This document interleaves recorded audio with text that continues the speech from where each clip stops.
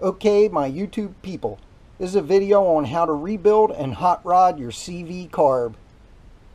This is an actual Harley Davidson one, not one of those eBay junk ones. Don't forget to like and subscribe. It costs you nothing and it helps out my channel, and I appreciate it. And here we go.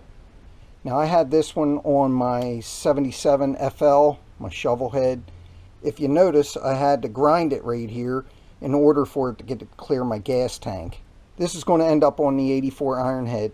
I just wanted to show you some of the mods I do to these things that really hot rod them a little bit, make them work a lot better. The slider cover you can get on eBay, and the short choke cable, and then that has a bracket that comes right off of it. I believe they also have brackets that mount to the top cover, so you don't have to buy the whole cover, but in this case I bought the whole cover. So first we're going to take it apart. I'll show you how to do that, and then I'll show you the mods that I made along the way. So the first thing we're going to do is take this choke off. That's just a matter of loosening the nut. Slips up and slips right off. Also, to get the choke cable off, it's 9/16 or 14 millimeter is the same size.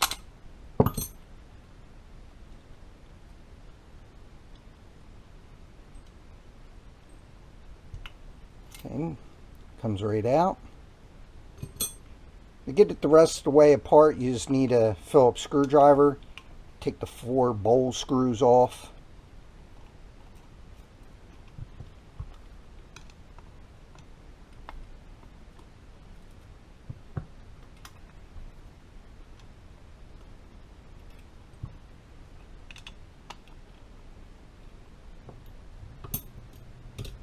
Then you slip the bowl off, the accelerator pump rod. You can see it's nice and clean. Then there's 3 more screws for the accelerator pump.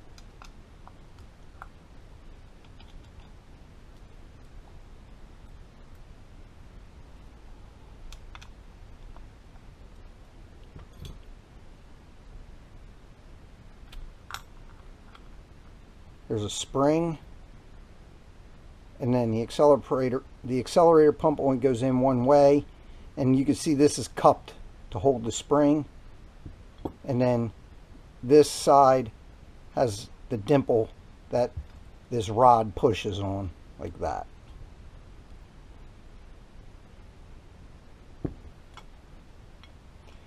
There's also 2 O-rings here.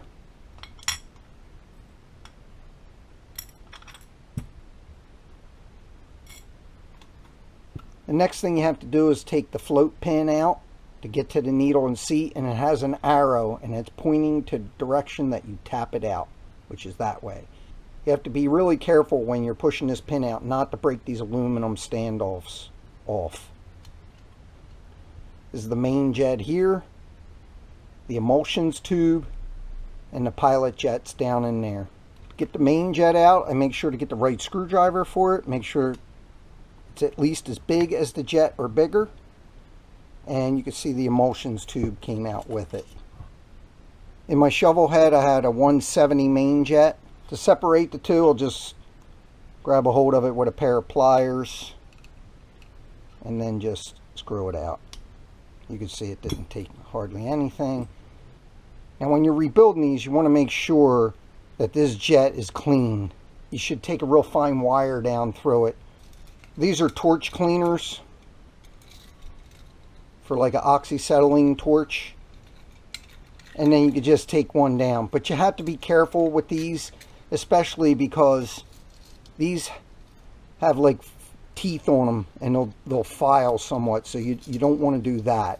You just kind of want to take it down in there and just make sure, give it a real just light cleaning, and it gets out. You can't see it on video, but there's just a little, I don't even know what to call it. It looks dusty almost on there. With the emulsions tubes, they have really small holes on the sides. Now this one only has 2, and then some of them have a lot.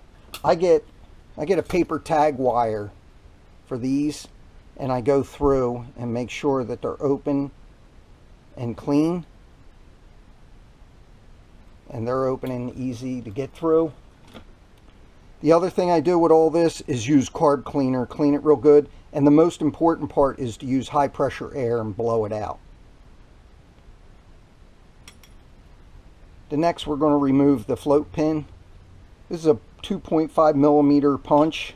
This is the smallest hammer I own. It's a 4-ounce hammer. I just give it a real light tap.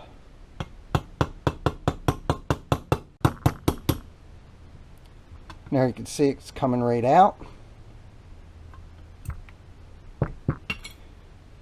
Now we just lift the float off, and the needle comes with it, the float needle.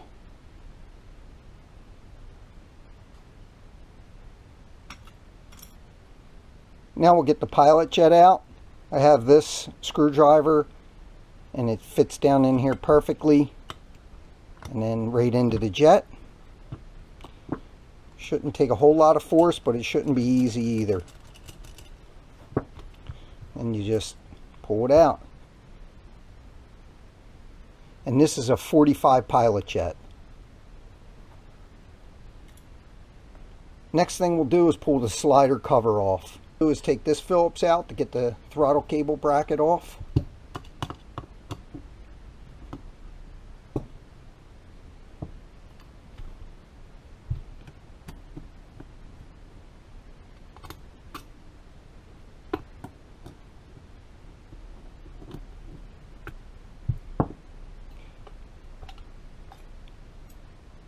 In the stock CV carburetors, the top slider lid has a brass piece that goes in here that stops you from crushing the plastic cover.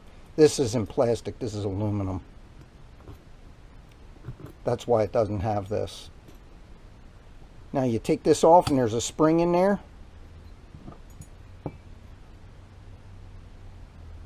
And then your slider. The way the slider and the needle work is like this. In your carburetor, this needle comes down and pretty much blocks the main jet off. When it lifts up and comes out, then that allows more fuel to come up. Now one of the things they do is you can change, and different carburetors have different needles. But the thickness of this needle, if it's thicker, it'll allow less fuel to come up as it's coming out. Especially if it's thicker down the bottom here. Going to allow less fuel until it gets all the way up, and then thinner is going to allow more. So there are different ones of these for different applications on the Harley. So you can see on this main needle that it has grooves in it, and it has a E-clip also. You set the E-clip into different grooves, and that allows this needle to sit either further in the emulsions tube or up higher. So if it's up higher, it's going to allow more fuel in. If it's down lower, it won't. And then you put these washers on here too, and they help seat it in, because this is recessed. If you didn't have that, this thing would wiggle around a lot and wouldn't be down tight. So you put these washers on the top side of it, and that allows this plastic piece to hold it down tight so it don't wiggle up and down. And then your spring goes on here, and the spring also controls the rate at which the needle comes up. They make lighter springs for these, and that'll allow it to lift quicker. So at this point we have the carburetor apart, and let's go over some of the mods that I did do on this carburetor. The first mod I do on these is I take and bevel this leading edge real hard and then smooth it with some emery paper. I also bevel the back a little bit, but not a whole lot back here. But you bevel this and you smooth it, and that allows the air to come in smoother. If on the stock, this is really a sharp edge, and you just want to take that edge off.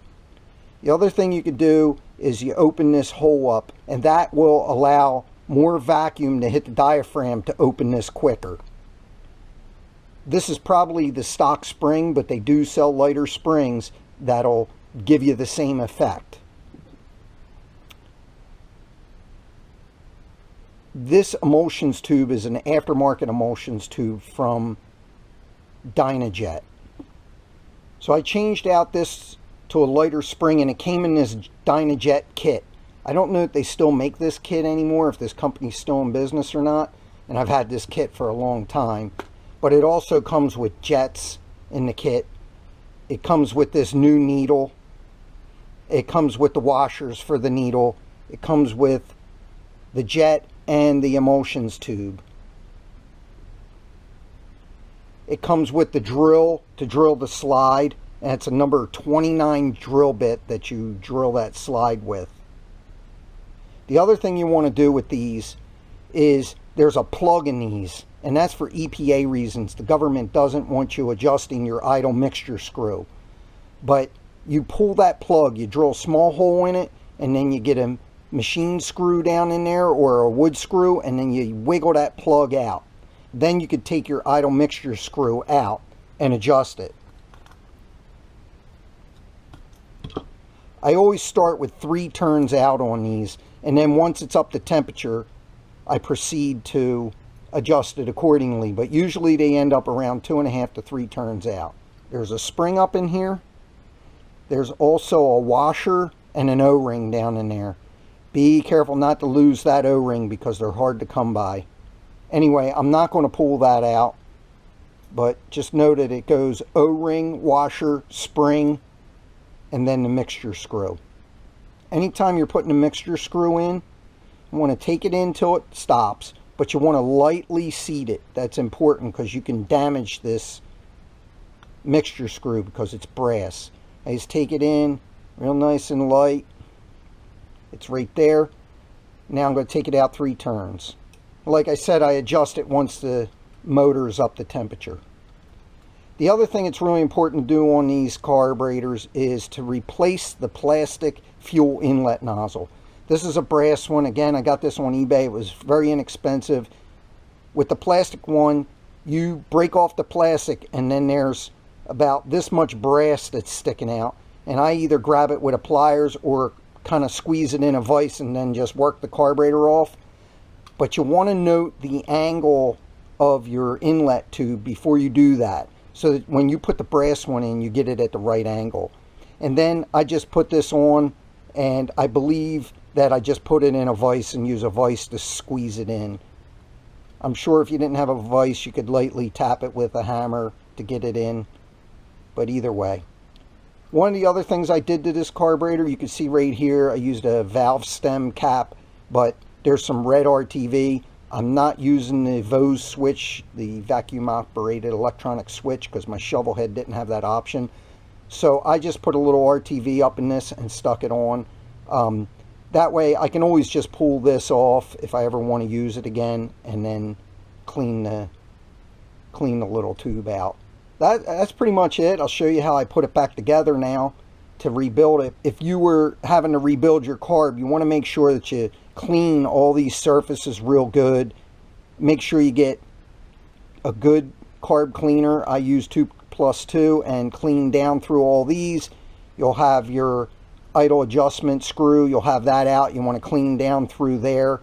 It's also important you have 2 air bleeds right here that you want to clean those real good and then blow everything out with compressed air. Your idle mixture screw, it comes out this hole right here, and then when you open the carburetor, it's hard to see, but right here there's 3 or 4 more holes, and you want to make sure they're clean. I'll clean that off real quick to show you what they look like. Okay, now you can see I cleaned it. There's 5 holes down in there. And when you spray down through these, and you spray, you'll see it spray up out of there. The pilot jet would be the one you're really going to see it with. So when you spray carb cleaner down that pilot jet, you're going to see it spray out of those 5 holes. And you also want to cover your idle mixture screw hole with your thumb like this. And you'll see it spray out of there too. Now, I can't really show you that because it would spray the camera, and I'm not going to do that. Okay, so let's put it back together and see what that looks like. First thing I'm going to do is put the slider back in. And part of that Dynojet kit is all this.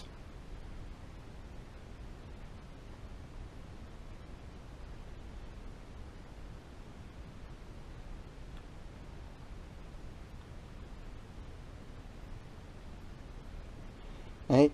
You want to make sure you push down on that plastic keeper with your finger and make sure you can't lift the pin, you can't push the pin in, because it needs to be tight. If not, you'd be rolling down the road, that thing would be moving up and down and changing your fuel mixture when that happens.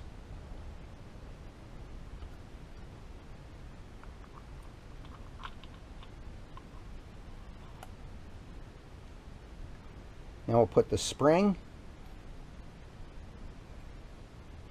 and the cover. You got to make sure, get that diaphragm down in that groove just like that. If it's sticking up at all, like that's sticking up a little, you just kind of wiggle it around and it gets it down. Now you hold it, check it all the way around, make sure it's not sticking up because it has a lip on it. Now you put a couple screws in, and I'm just going to put a couple in.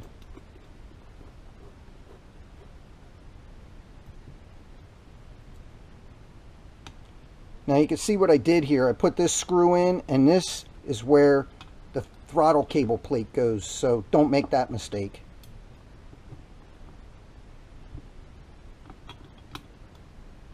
You just have to push it onto that aluminum piece right there like that, and then the screw should line up pretty close and go right in.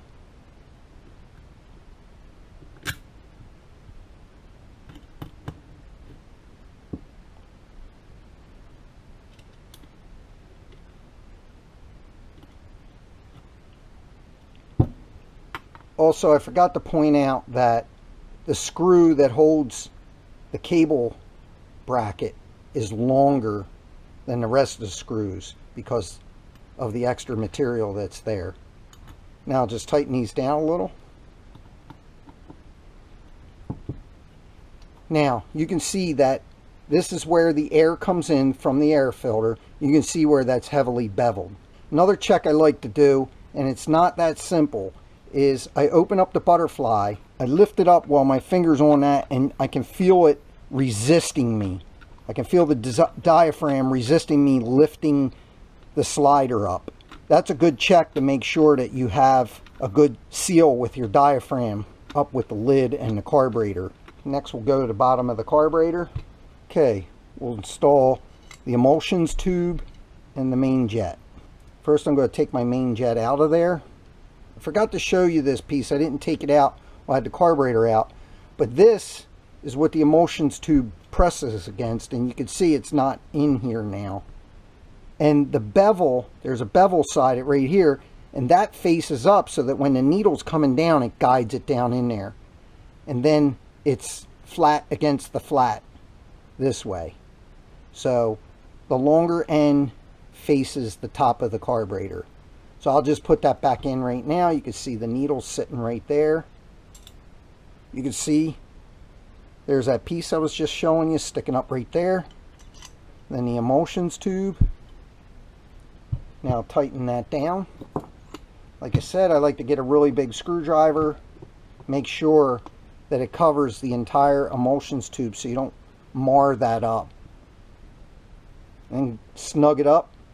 You want that pretty snug because there's a lot of vibration, and I've seen where these have come loose or come out and people couldn't figure out what was wrong with their motorcycle. Now the main jet.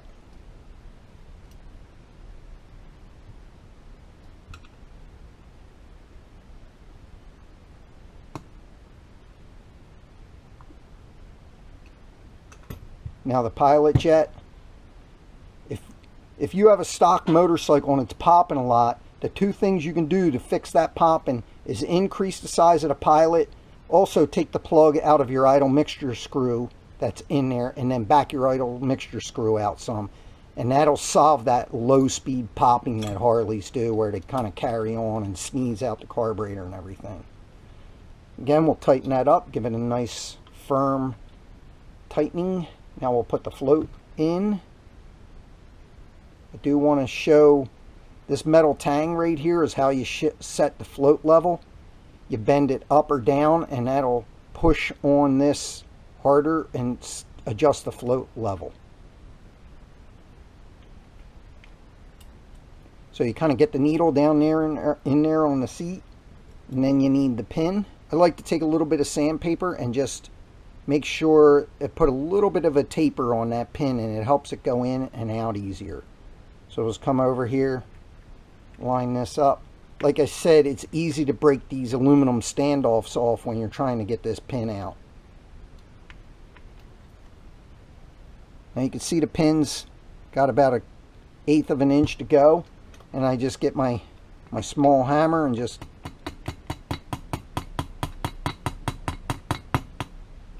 I tap it. A little more it needs, and that's it. It's not even flush. It's a little recessed, but it doesn't need to be. The reason it doesn't need to be is if you see in the float bowl that it has these 2 aluminum pieces, and they go in there and hold that in. So even if that pin were to try and walk out, it would hit one of these stops. When you're cleaning this float bowl, it's important you have a really fine hole right here. Again, I would take that paper tag wire and make sure to go down in there with that. Like that. Now that's down in there, and now I make sure that hole's cleaned out. You can put all the carb cleaner in there you want. There can be a fine layer of dirt in there that it just won't take out, but that wire will. You can see it kind of even looks like it's open a little bit more. You just want to make sure you spray through it in both directions and then hit it with the high pressure air in both directions. To set the float bowl on these, that's open and then that's closed. But what I also like to do is stick my mouth on here and see exactly where it closes.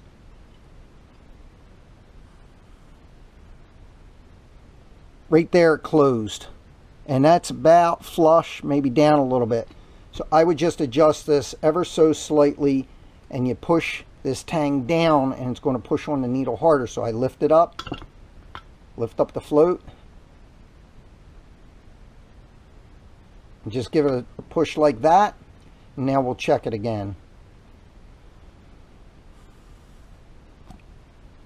And now it's closing a little earlier this time, and that's right where I like it. Just slightly where it's raised over here. That'll give you a little bit less than the float bowl, but kind of guarantees that it don't overflow.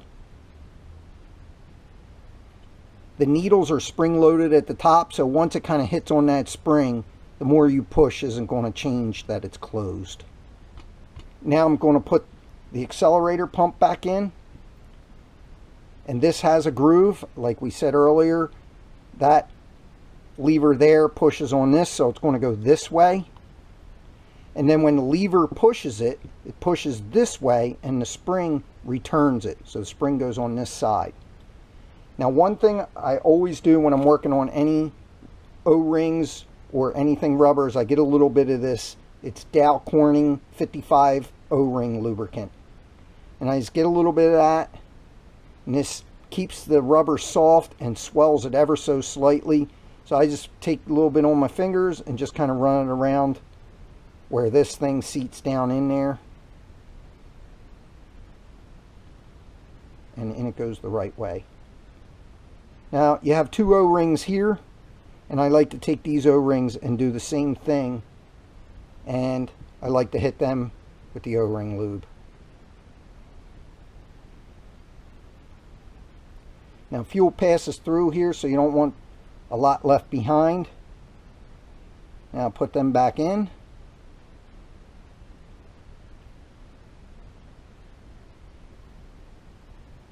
This part's a little tricky. You have to get the spring.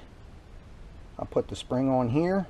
Of course, I make sure to clean all this stuff with carb cleaner real good. Since the grease will hold the O-rings in, so they don't want to fall out.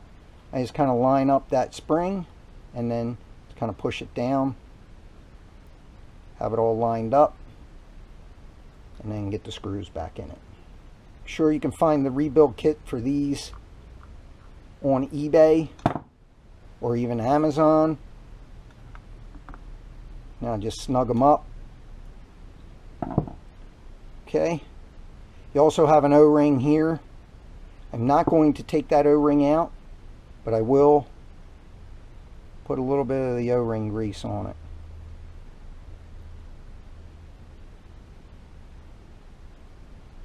when the linkage pushes down on the accelerator pump, it pushes gas across and it comes out this accelerator pump nozzle. And that shoots gas into the carburetor right from takeoff, so you don't have a flat spot. When you put this back on the carburetor, there's this little boot that has to go on where the accelerator pump is to keep dirt and water out of here. And then you just have to line it up. So you line the accelerator pump nozzle here, and then you're going to put it down. That Dynojet kit also comes with a different accelerator pump nozzle, but I've always left the stock ones in on it. They're pressed in, and it's not hard to get them out, but this one's always worked fine for me. Again, you give it a line up. Line it up here, and then there, it's back together. You just work that boot over top of this, like that. You can see the boot's on it now. And you put your 4 screws in.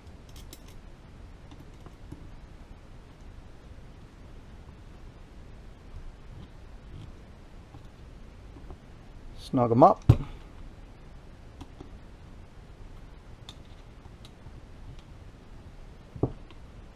Now we'll put the choke cable on.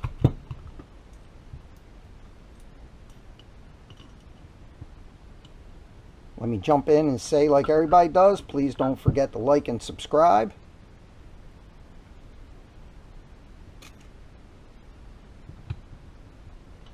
You can see how I'm working this on. This is the easiest way I found to do it.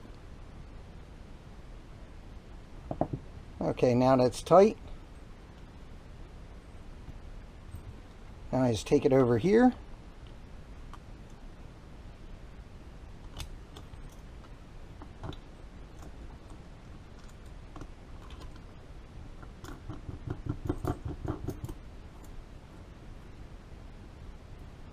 Just tighten it up like that, and there you go. Now you pull the choke, stays up, push it down, and that's how you rebuild and hot rod your CV carb.